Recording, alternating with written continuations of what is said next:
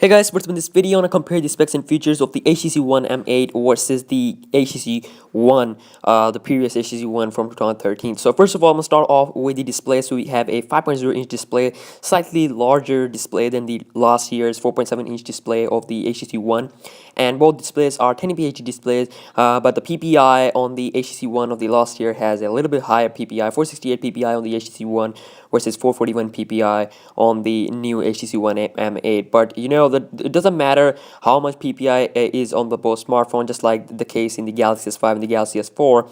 The thing that matters is the technology that's been used, because the displays on the display on the HTC One M8 has a better color reproduction as compared to the previous HTC One. So, and also in terms of the software, we have the HTC Sense 6.0 with Android 4.4 KitKat versus the Android 4.2 upgradable to Sense 6.0 UI from Sense 5.0 UI on the HTC One. And in terms of the weight, the HTC One M8 is a little bit heavier at about 160 gram versus 143 gram on the HTC One of 2013. And in terms of the slimness on both devices, or you can say thickness, we have 9.35 millimeter of thickness on the HTC One M8 versus about same 9.3 millimeter thickness on the HTC One.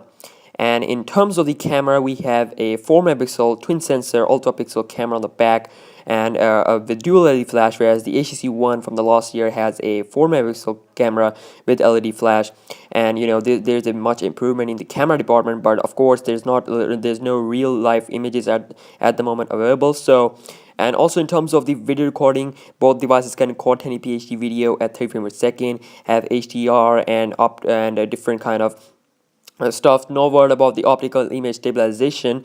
However, both comes with the digital image stabilization.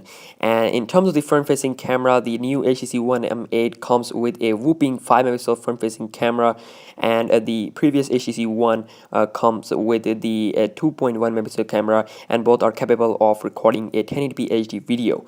And in terms of the internal specs, we have a Snapdragon 801 processor on the new HTC One M8 versus we have a Snapdragon 600 processor on the HTC One from 2013, and there's a very big improvement in terms of the processor department. Basically, the Snapdragon 801 is a quad-core clock at 2.3 GHz, whereas the Snapdragon 600 on the HTC One has 4 cores clocked at 1.7 GHz. And in terms of the GPU, we have 50% faster GPU on the HTC One M8 Adreno T30 versus the Adreno T20. And in terms of the system RAM, system memory, both devices have 2 GB of memory.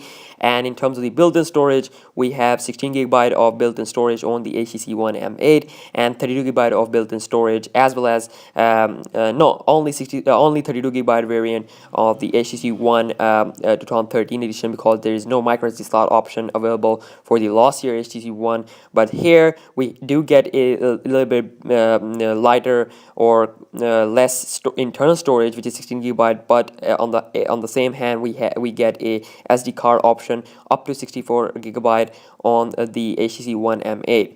And in terms of the battery, we have 2600 mAh battery, slightly better battery as compared to the 2300 mAh battery of the HTC One 2013. So, and both devices are currently available on the major carriers, on Verizon and AT&T, Sprint, and not T-Mobile. It will be available soon on the T-Mobile.